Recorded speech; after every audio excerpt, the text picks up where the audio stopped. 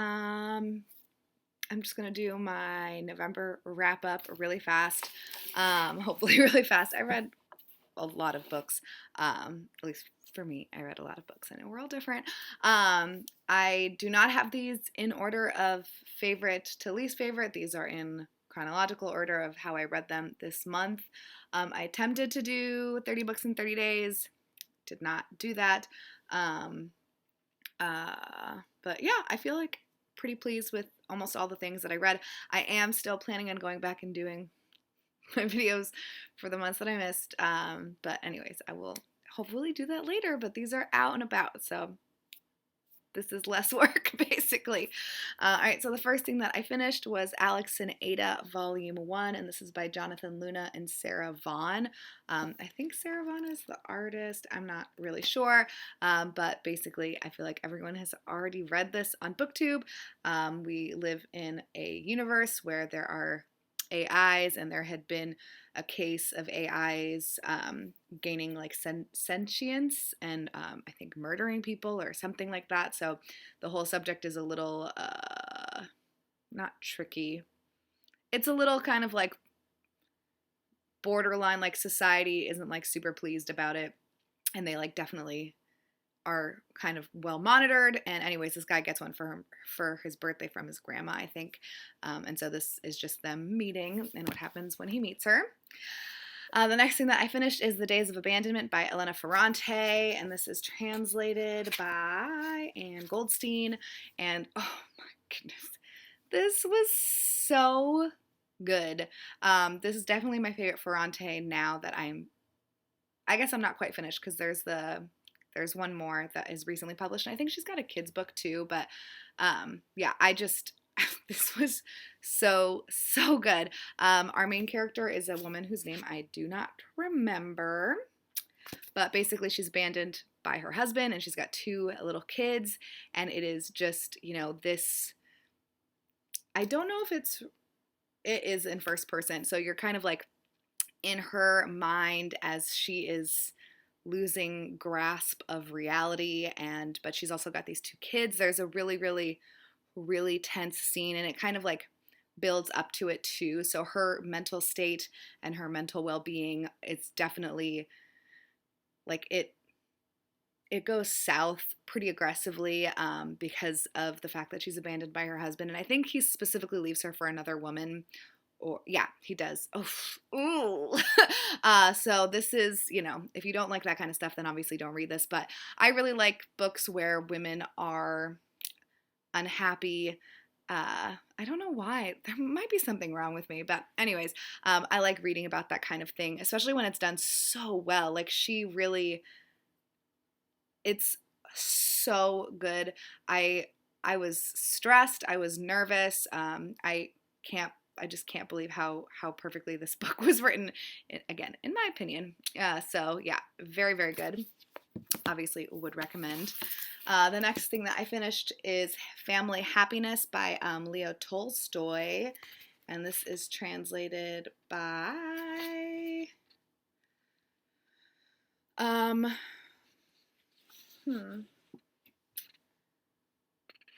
okay, so there's four short stories in this collection. The fourth one is called Girl Trouble, or no, it's called Life Expectancy by Holly Goddard Jones. So the three that are by Leo, we're good friends. I don't even think that's how you pronounce his name, so whatever. Our Family Happiness, Master and Man, and Alyosha the Pot. And Master and Man is translated by Louise and Eilmer Maud, and Family Happiness is translated by J.D. Duff. And it doesn't say anything about Alyosha that Alyosha the Pot is translated by Sam A. Carmack? I will just do that. Yeah, so these are all really good too. I don't 100% remember them. Probably should have flipped through. I feel like short story collections are really hard because, you don't spend as much time with the characters, so you kind of forget a little bit. I do remember that I enjoyed them, and that is unfortunately all that I can tell you. That's super embarrassing, but things happen. This is why I need to start. Anytime I do a short story collection, I really want to do. I think Michael does it, and I had tried doing it with a mystery anthology that I was reading, but like kind of doing a vlog style, or like at least record clips of what you think of each story, because it's kind of unfair to judge, or like the whole collection, I guess. Like I feel like it's more interesting to talk about each story individually, and I obviously can't do that about that. So another thing that I really don't remember much about is Mostly Harmless by Douglas Adams. This is the 5th and final book in The Hitchhiker's Guide to the Galaxy. I'm pretty sure it's the last book, at least the last one that he wrote, and I remember very little of this. It's got the same humor. It was super, super fun and enjoyable, quick read. I think that they introduce like multiple universes, kind of like if you watch Rick and Morty, kind of like that vibe where there's, yourself in another universe. But it's just more of this kind of thing. And it was really fun and I really liked it.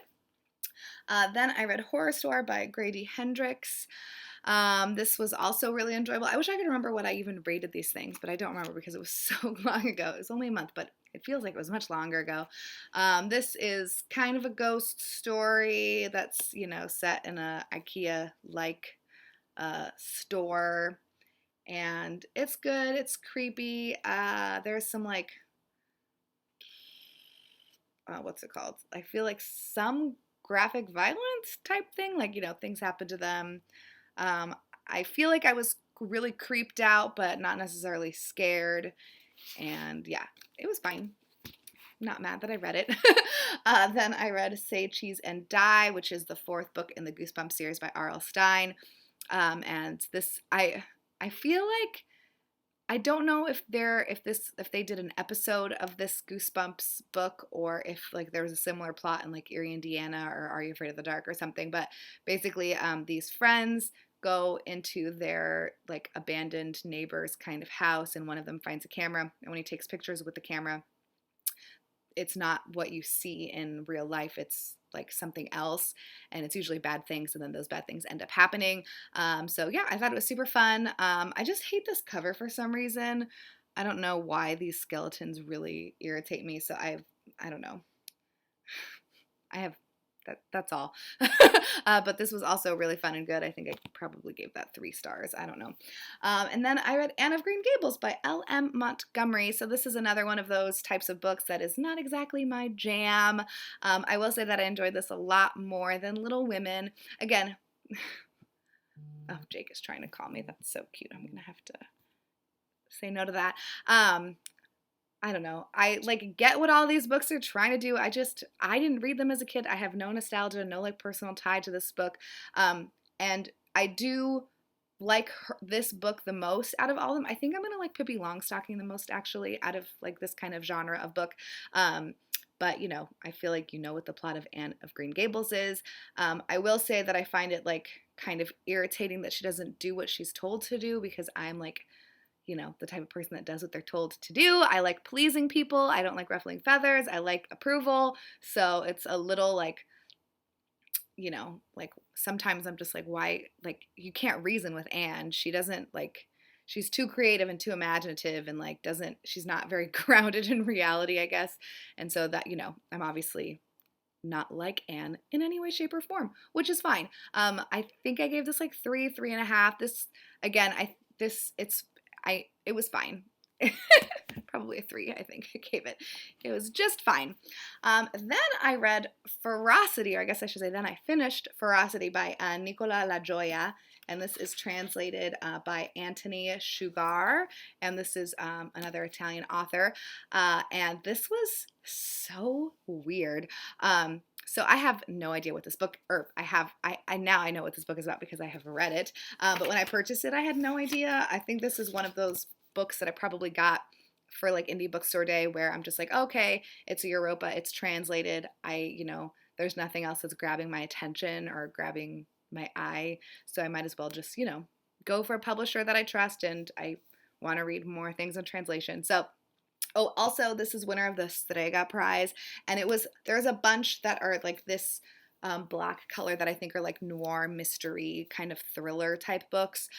So the plot of this is that there is a young girl who kills herself, and then it's like the family drama kind of after that.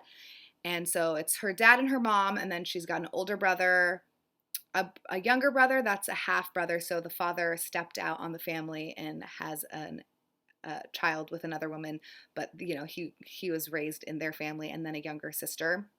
So it's all these people left over, and I thought this was really, really good. I thought the relationships between all the family members was really great. There's although I will say, like, the main plot of this book isn't necessarily that this girl has killed herself and like why did she do it and like what happened, but it's more like the dad is a really shady businessman, and so he uses his children in like his schemes and plots to basically like get away with it, like evade taxes and like get buildings constructed in places where it's not necessarily safe and all this kind of stuff. So I thought it was really interesting, and again, I really liked the relationships. The mom and the son that's illegitimate have like a very illegitimate, whatever. He's not really illegitimate, but he's not her child, and her husband cheated on her with a woman, and this is the child. So obviously you're going to have like a really fraught relationship with that person. So I thought that was really interesting. There's a lot of like going back and forth in time. So the main plot, I guess, takes place in present day after, like just after she's killed herself. But there's a lot of going back in time and like showing who Clara was before she killed herself. And I think that's really interesting. She definitely like sleeps with a lot of people. But I think that it wasn't like portrayed in a shameful way. I mean, she definitely was not like, she was definitely like using her body to like get men to do things, but I don't think that it was like portrayed in a way that made me feel like he was calling, like the author was like saying that she was a slut. Like I don't think that that was the case at all. So I really appreciate that, even though I think that she was being like grossly misused by her dad, and like I don't know, just it's a really interesting book, and it's not that long. Europa's the paper quality is really thick, so it makes it look like the book is like, it looks like that book is 600 pages, but it's not. It's just over 400. It's 400. Okay, it's 447. Are you still there? Okay, good. Sorry, this cat. I can't tell if she's like turning stuff off. So it's only 446 pages, and it is like very plot heavy, so it goes by really quick. But again, all the characters are really well fleshed out, and they're not they're not really one dimensional or anything. I guess her like older brother is kind of like bleh, whatever. But and her younger sister, oh gosh, every single person in that family is like messed up. It was really enjoyable. I'm glad that I read that for sure. Then I read The Haunted Boy by Carson McCullers, and this is another like three very short stories: The Haunted Boy, The Sojourner, I can't say that word, and A Domestic Dilemma. And all of these have to do with like a woman. The Haunted Boy was like, oh, it was really, really heartbreaking. I don't really like want to tell you guys what they're about because they're so short. But The Haunted Boy, the boy is not haunted. Something has made him be fearful at home because of his mom, but she's not abusive or anything. I don't want to tell you. Just read it. It's really good. I'm going to read everything that Carson McCullers has written. I feel like I've already talked about these books because this is feeling kind of, maybe I just talked about it in like my weekly update that I did. I don't remember. Then I read Star by Yukio Mishima. Mishima? Don't really know. Translated by Sam Bett. And this is the main, like, I guess, plot of this book is that we're following a movie star, and he's shooting a film, and he's got like his assistant lady that he has a relationship with. And yeah, it's very, I feel like this book is a lot smarter than I am. There's a lot of talk about like kind of like who we are, like what determines whether or not we're even here. It's really interesting, and I don't know, having to do with like our lives and like the not longevity, but like impact, I guess, that we have, and if like our worth. I feel like it touches on really, really interesting things, but again, I think that I read it too quickly and it's too smart for me, so I'm gonna have to reread it probably, but definitely interested in everything else probably that this author has written as well. Then I finished The Underground Railroad by Colson Whitehead, and I just had my book club meeting yesterday, so I'm gonna actually edit the review, book talk, whatever that I did of this, but basically I loved this book. I thought it was incredible.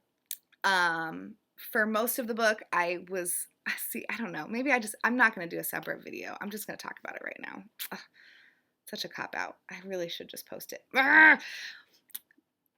Basically, the ending of this book, like, really, I don't want to say changed my mind about it because I was thinking that it was really good the whole time, but it really, like, it was so powerful. The ending specifically, I don't know what my cat is doing. That it just, like, honestly, I was in tears. I was crying hysterically at the end. You know, I feel like everyone has heard about this book too, but basically we're following a girl named Cora, who is a slave, and she escapes with another slave named Caesar, and it's kind of just like their journey. And yeah, I am going to post the video, so I'll stop talking about it.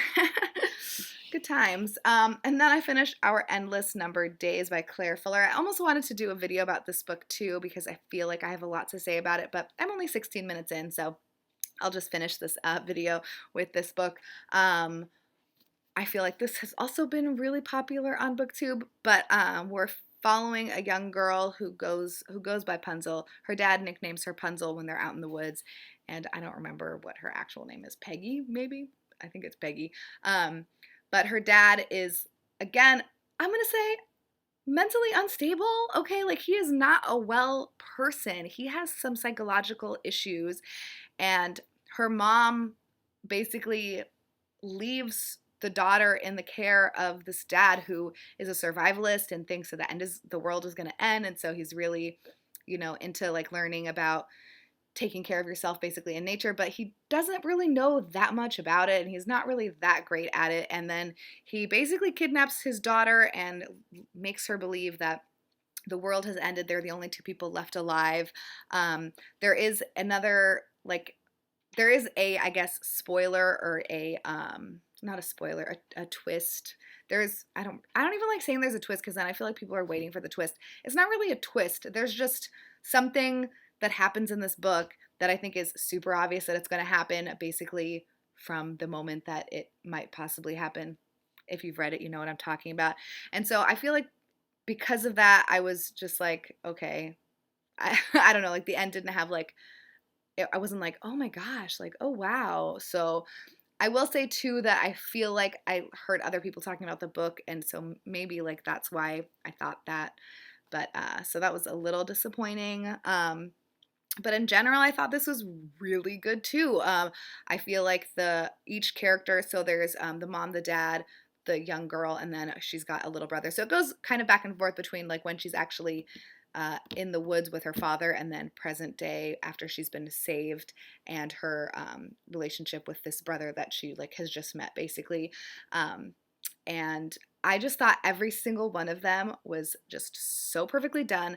The relationship that he has with the sister, like, the dad took you off into the woods and left me behind. Like, why wasn't I good enough? Why did the dad want you and not want me? And then the girl, like, thinking that her mom abandoned her, and like being jealous because, this little boy was raised with the mom and she didn't have the mom. And then it's just like, I just feel like all of those characters were done really well, and the relationships between the people were portrayed really well, which is why I like to read and what I like to read for. Plot, again, doesn't really like hit my buttons the way that characters and relationships do. So I thought that was done really well. And yeah, I'm about reading more of this author too. I feel like that's when you know that you like liked the book, is if you're like excited to read something else that author has done. So those are the books that I read in the month of November. I also had 2 voicemails played on a podcast that I listened to, but this video has gone on too long, but I really want to play one of them because one of them is a funny story about Jake. And so maybe I will play it in my weekly update, which I'm going to continue trying to do on Wednesdays. And I bought a bunch of books in November, but I think I already talked about it. Yeah, because those are all the books I got at Wordstock. So basically that's all I got. And oh, I have been watching Locked Up / Vis-a-Vis, however you want to say it. It is so good. I can't get enough of it. I mean, I can because it's so stressful and it's an hour, 15 minutes for each episode, which is quite long when you want to read and do other things. But it's basically a woman is incarcerated. It's set in Spain, so it does have subtitles. It's on Netflix. I think there's 4 seasons, but it's this girl going to prison, and it is so intense. It is very violent. There is every kind of trigger for anything that you could possibly think of is in this. So if you're a sensitive person, don't watch it. But if you're down for violence in your TV and want a really, really, really good show to watch, you should watch it. I will link it below. Thanks for watching, everyone, and I will see you soon, hopefully.